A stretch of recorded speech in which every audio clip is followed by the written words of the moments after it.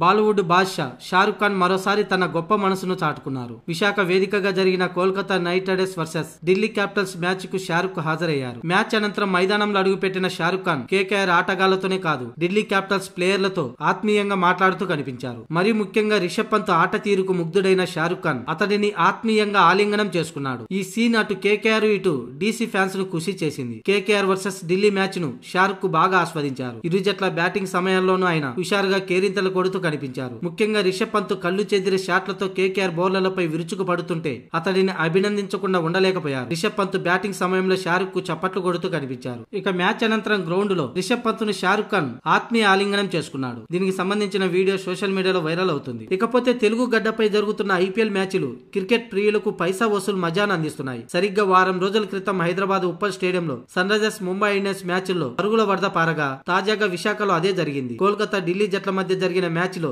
IPL చరిత్రలోనే రెండో highest score నమోదైంది. కేకేఆర్ 20 ఓవర్లలో 272 పరుగులు చేసింది.